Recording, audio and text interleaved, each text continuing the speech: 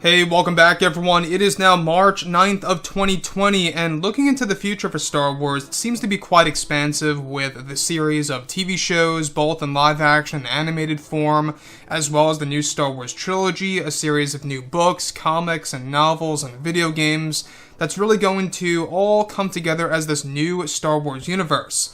This is Mike Zero. Make sure to subscribe if you're new to the channel for future Star Wars content. Now, the one thing about Star Wars is that we do know that as of right now, it's in a very delicate position. There's no doubt about that. Now, obviously, the new Disney CEO, Bob Chapek, is the one responsible for really picking up all the pieces and putting it back together again, right? Kind of like Kylo Ren's helmet in The Rise of Skywalker. So, when you look at what they're trying to do here with Star Wars, what they're ultimately trying to do is that they are trying to regain the lost fans that left the series back when The Last Jedi released in December of 2017, and even, you could say so, for The Rise of Skywalker in December of 2019. Now, this year is going to be a big year because a lot of announcements are going to be made in just 5 months from now, give or take, over at Star Wars Celebration this August.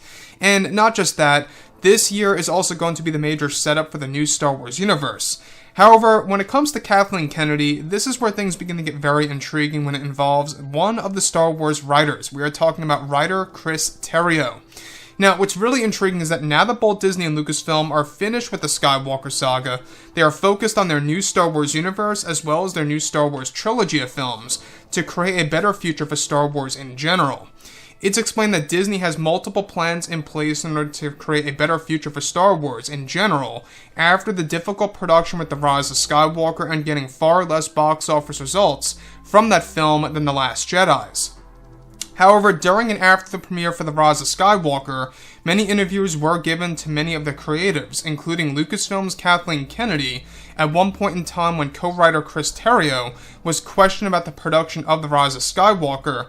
Chris Terrio went on to explain that he and J.J. Abrams had discussed the idea of splitting the film into 2 parts in order to save time for telling a proper story and to not feel so rushed, continuing that the film had so much more to tell than what they had offered in the final cut of the movie, and that they even pitched the idea to Kathleen Kennedy, where Kathleen Kennedy, however, shot the idea down and wanted to stick with one film. After that idea was shot down, it's explained that Chris Terrio brought it up to Kathleen Kennedy that perhaps they should delay the film until May of 2020 in order to develop a proper story, and that Kathleen Kennedy also did not want to go through with that plan, as the film in her eyes wouldn't have been as successful at the box office if it released in May of this year. Now, this was what led to some problems down the road for many of the plot elements and why there are so many plot holes in the overall story. So, the thing about Kathleen Kennedy is that you can see right then and there that she doesn't really seem to agree with any of the writers or directors on board with a major Star Wars movie.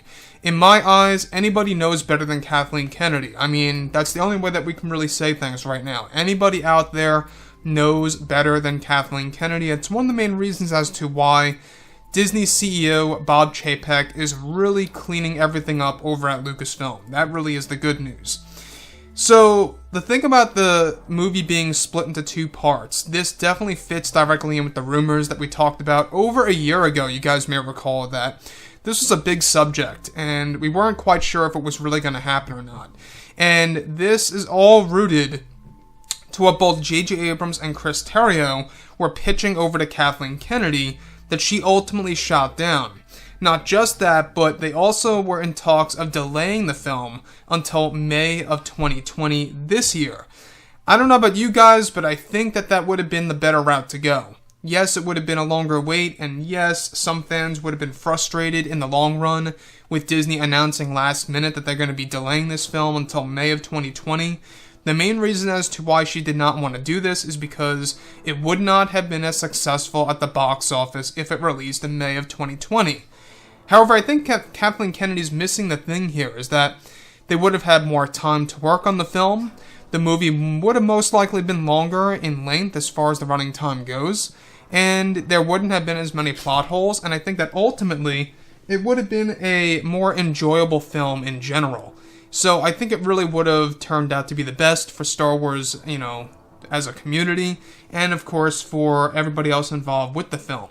So why Kathleen Kennedy decided to shoot this all down, I don't know. You know, obviously those are the two main reasons, is that she did not like the idea of splitting the film into two parts, and as far as delaying the film, in her eyes, it would not have been as successful if it were to be released in December.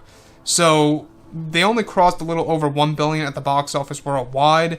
That tells us right then and there that this movie really had so much more potential to make at least $2 billion at the box office worldwide. So anyways, guys, drop a comment below. Let me know think about all of this in the comments. And if you guys did enjoy the content for today, do make sure to drop a thumbs up on this video to support the channel. I thank you all so very much for the kind support, and I'll catch you guys next time.